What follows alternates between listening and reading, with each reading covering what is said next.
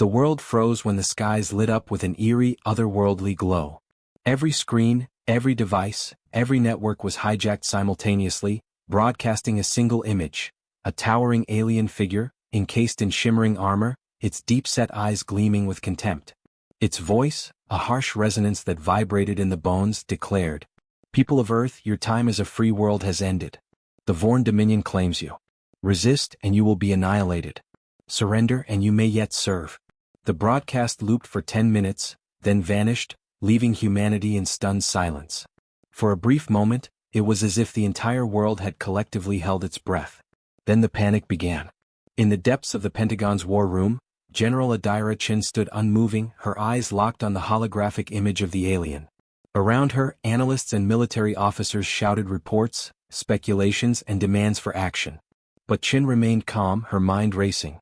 "We've been expecting this," she said finally, her voice cutting through the chaos like a knife. "Bring up the threat assessment profiles. I want everything we have on the Vorn." The room fell silent. No one dared question her authority. In minutes, holographic projections of alien ships, fleet formations, and battle scenarios filled the air. The Vorn Dominion, it turned out, was no stranger to Earth's intelligence agencies. For decades, scattered signals and cryptic encounters had hinted at their existence. A coalition of species that expanded through conquest, consuming resources and enslaving populations. "They think we're weak," Chin muttered, studying the data. "Primitive. Easy prey." In a secure bunker beneath the Rocky Mountains, another figure was at work. Dr. Elias Mercer, a reclusive genius and head of Project Ares, monitored the alien broadcast residual signals. His team of scientists had spent decades preparing for this moment. "They've made their first mistake," Mercer said to no one in particular. His eyes glinted with something between excitement and grim determination. "They underestimated us." Hours later, the first wave of the Vorn fleet appeared on the edge of the solar system. Massive, spiked ships bristling with weapons moved with a deliberate menace, their arrival detected by every observatory and radar on Earth. News channels scrambled to interpret the footage, but the truth was undeniable: humanity was at war. In orbit, a small contingent of Earth's defense satellites activated. These weren't the weather satellites or outdated spy platforms the public knew about. These were classified orbital weapons platforms armed with cutting-edge railguns and autonomous drones. When the Vorn scout ships approached, the platforms unleashed a devastating volley. Streams of kinetic energy tore through alien hulls, reducing the sleek ships to fragments. The battle was over in minutes, but the message was clear: Earth would not be an easy target. In the Vorn flagship, Admiral Krasen glared at the wreckage on his monitors. "Primitive weapons," he growled, though there was a hint of unease in his tone. "But effective. Increase the fleet's deployment. Let them taste the true power of the Dominion." Back on Earth, General Chin received the report with a grim smile. "They've made their move," she said, turning to her team. "Now we make ours." The war had begun. Humanity would not go quietly. The Vorn Dominion's arrogance had cost them dearly. Their scout fleet was now debris scattered across the void, and humanity stood defiant. Yet, beneath the surface, Earth's leaders knew the truth: the real test was still to come. The Vorn Armada, a fleet capable of reducing entire civilizations to ash, was already on its way. And humanity had only days to prepare. General Adira Chin convened the council in a secure underground facility deep beneath the Rocky Mountains. The room buzzed with tension as military leaders, scientists, and world officials analyzed the incoming threat. Holographic projections of the Vorn fleet hovered in the air, a sprawling armada of ships bristling with weapons and shields beyond anything humanity had faced. Chin took her place at the head of the table, her voice firm. "Let's be clear, we're outnumbered and outgunned. But that doesn't mean we're outmatched. They think we're a primitive species. They don't know what we've been hiding." At her signal, the room dimmed, and a new projection appeared: humanity's hidden arsenal. For decades, covert programs had operated in secret, building technologies that the public would have deemed impossible. Orbital weapons platforms, stealth cruisers, and prototype energy-based weapons flickered into view. Dr. Elias Mercer stepped forward, his presence commanding despite his wiry frame. "The Vorn assume superiority because they've only encountered compliant species. They've never faced anything like us. War is woven into humanity's DNA. Our history is a testament to it. And thanks to Project Ares, we've turned that history into an advantage." He gestured to a display of sleek, angular ships. "These are the Vanguard-class frigates. Cloaked, self-sustaining, and equipped with adaptive AI. They're designed for asymmetrical warfare, built to strike from the shadows. Another image appeared, a massive facility buried beneath the surface of the moon. Luna Station isn't just a research base. It's a weapons forge. We've been producing next-generation railguns and kinetic missiles for decades. The room erupted into murmurs of shock and disbelief. Even some world leaders were unaware of the full extent of humanity's preparations. Chin silenced the room with a raised hand. This isn't just about our weapons. It's about our strategy. The Vorn fight like conquerors, organized, methodical, predictable. But humanity doesn't fight like that. We're chaotic, adaptive, and relentless. That's how we win. As the Council finalized plans, alarms blared. A live feed from the edge of the solar system showed a Vorn reconnaissance force entering the Kuiper belt. The scout ships were probing Earth's defenses, testing for weaknesses. Chin immediately activated the first phase of their counteroffensive. In the darkness of space, Earth's hidden assets came to life. Stealth frigates maneuvered into position, their cloaking systems rendering them invisible. Autonomous drones swarmed in coordinated silence, guided by advanced algorithms. The ambush was swift and brutal. The Vorn ships were obliterated before they could transmit data back to their fleet. It was a small victory, but it sent a clear message. Humanity was not the helpless prey the Vorn expected. Back on Earth, Chin watched the victory unfold with satisfaction. But her expression remained grim. The Armada was still coming, and this was only the beginning. Prepare the final phase of Operation Ares, she ordered. The real war starts now. The Vorn Dominion's Armada arrived like a storm, blotting out the stars. Their ships formed a colossal wall of destruction. Thousands of vessels, bristling with weapons, shields shimmering with alien energy. From Earth, they looked like a second moon casting a shadow over humanity's defiance. In orbit, humanity's forces were already mobilized. The Vanguard-class frigates moved into strategic positions, their stealth systems engaged. Autonomous drone swarms waited silently, concealed in asteroid fields and debris clusters. Every weapon humanity had developed over decades was primed, but no one underestimated the scale of the threat. General Adira Chen stood aboard Horizon's Edge, humanity's flagship, a marvel of engineering hidden from the public for years. Its hull was a masterpiece of composite alloys, designed to withstand hits that could obliterate entire cities. Its weapons, untested in battle, pulsed with a faint hum. "Fleet Command, this is Chen," she said, her voice steady despite the weight of the moment. "The Vorn think they're invincible. Let's teach them what they've overlooked." The Vorn fleet initiated contact with a devastating opening salvo, beams of energy carving through space toward Earth's defensive line. But the Dominion had underestimated humanity's tactics.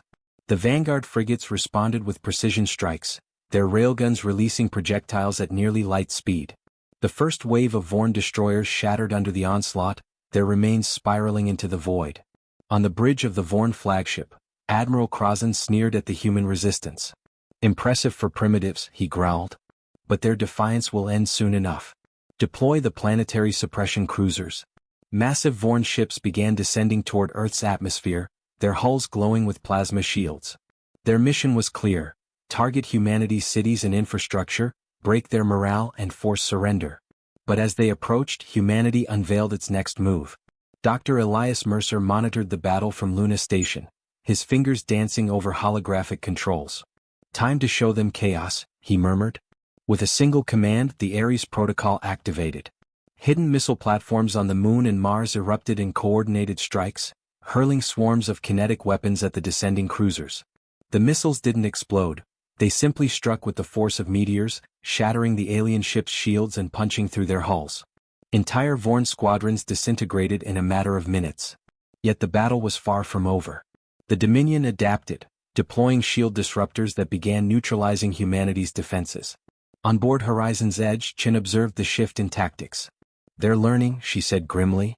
"Time to escalate." Her orders sent autonomous drones into the fray. These weren't ordinary machines. They were built with adaptive AI designed to mimic the unpredictability of human tactics. The drones weaved through the battlefield, targeting weak points in the Vorn ships with surgical precision. Explosions rippled across the Dominion fleet as the drones outmaneuvered even their advanced countermeasures. But victory came at a cost. Vorn forces managed to breach Earth's outer defenses, launching smaller vessels toward the planet's surface. Humanity had won the first major engagement, but the price was steep: and the Vorn weren't retreating. As the battered remains of the first Vorn assault retreated to regroup, Chin addressed her officers. "We've bought time, but it's not enough. They'll come back stronger. Activate Phase 3. In the depths of space, a hidden station began to stir. Humanity's last and most dangerous weapon was about to come online. The war was just beginning, and Earth had no intention of backing down.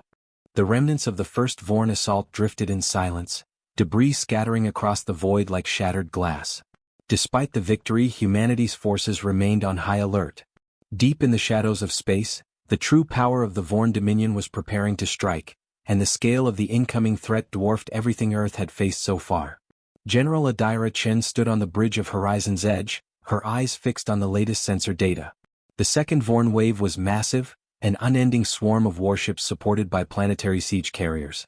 Yet it wasn't their numbers that alarmed her, it was the superweapon they were escorting. Dr. Elias Mercer's voice crackled through the comms, breaking the tense silence. "We've confirmed it. That energy signature matches the old records from Project Ares." His tone was grim. "They're using progenitor technology, something humanity hasn't even dared to test. If they fire it, Earth's sun could collapse." The revelation hit the war room like a thunderclap. For decades, humanity had pieced together fragments of ancient, impossibly advanced technology left behind by a progenitor species. Most of it remained theoretical, too dangerous to develop.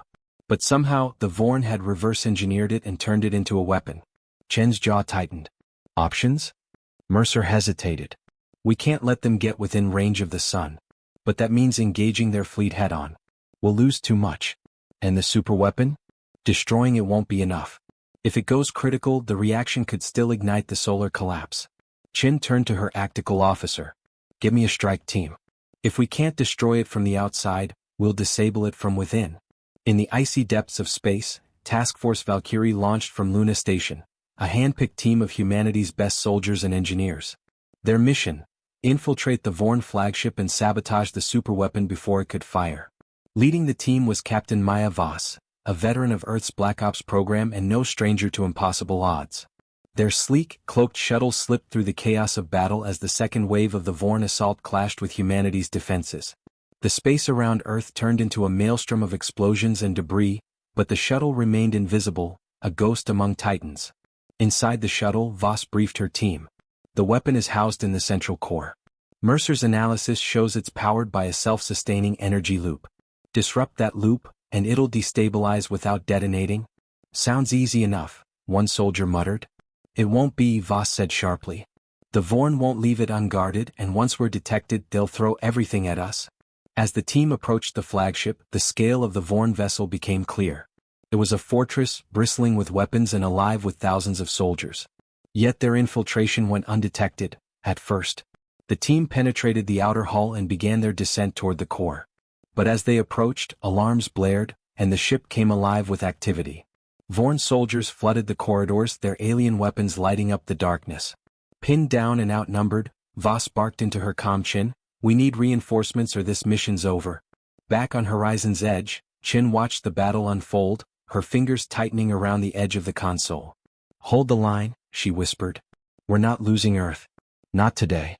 But as the Vorn flagship's weapon began to power up, time was running out, and humanity was running out of options. The battlefield above Earth burned like a second sun.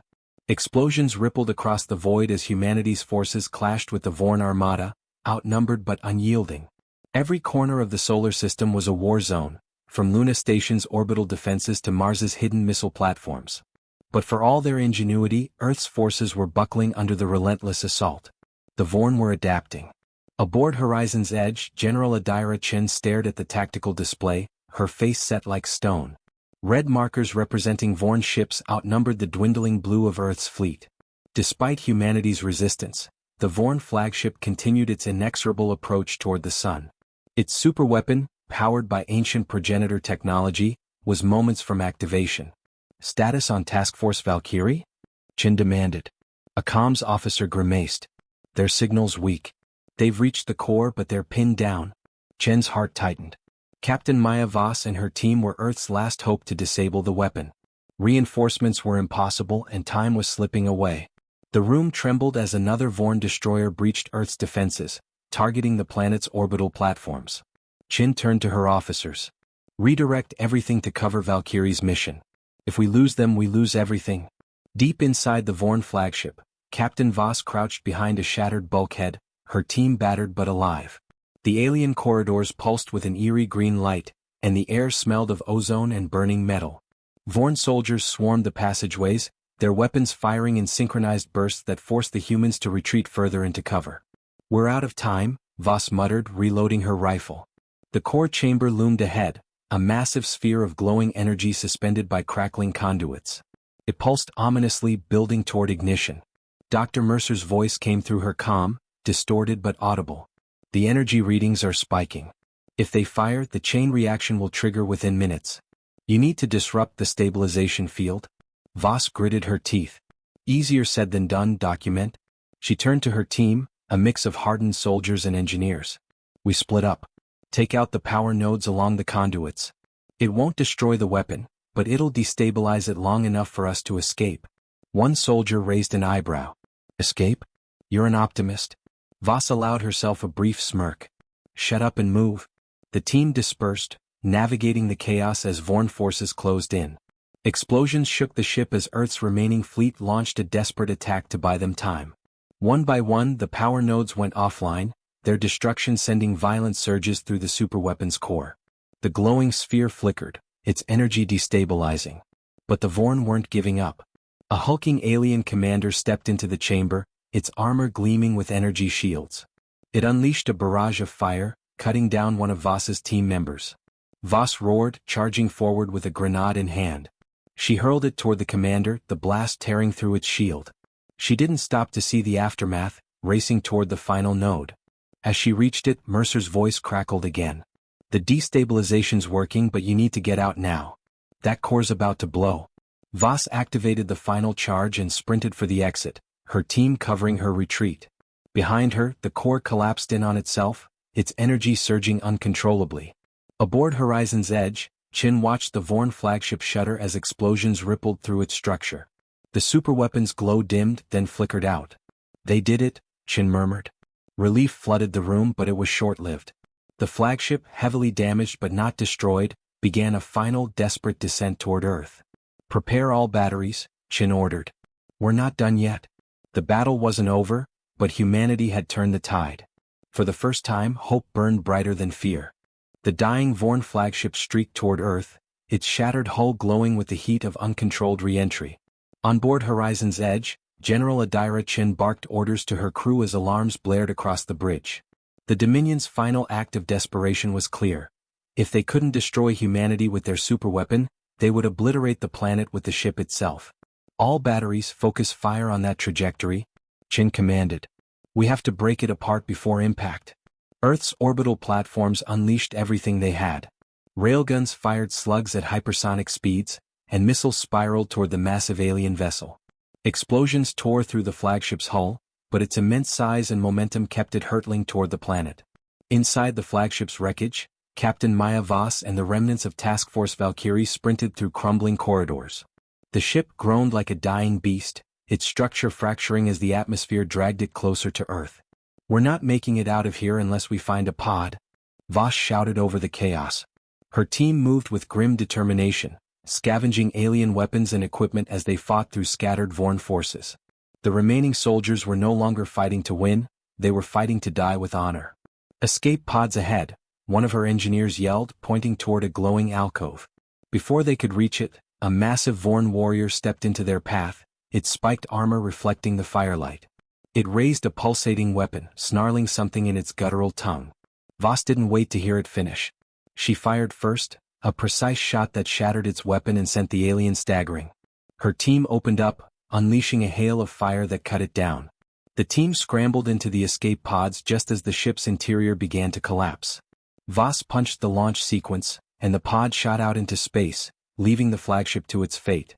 Back in orbit, Horizon's Edge fired its final salvo. The barrage tore through the flagship's remaining structure, breaking it into chunks of molten debris. The largest fragments burned up harmlessly in the atmosphere, their light streaking across the skies like falling stars. Chin let out a breath she hadn't realized she was holding. "Status?" "Impact neutralized," her tactical officer confirmed. No damage to the planet? Cheers erupted across the bridge, but Chin raised a hand for silence. We're not done. Scan the system. Ensure there are no more Dominion reinforcements. Hours later, Earth's leaders gathered for a global broadcast. Humanity had done the impossible. They had not only survived but won. The victory wasn't just about defending Earth, it was a declaration to the galaxy that humanity was a force to be reckoned with. Dr. Elias Mercer stood at a console, replaying the remnants of the progenitor AI's final message, recovered from the destroyed superweapon. Its voice echoed with chilling precision, humanity is stronger than they realize. But your greatest challenges are still ahead. As the broadcast concluded, General Chin addressed the planet. The Vorn Dominion underestimated us, but they won't be the last to test our resolve. Today we proved what humanity is capable of. Tomorrow we rise as a galactic power. In the silence that followed, a single escape pod drifted toward Horizon's edge. Inside, Captain Voss and her team prepared to rejoin the fight, knowing their journey, and Earth's ascension, was only beginning. The war was over, but the stars awaited.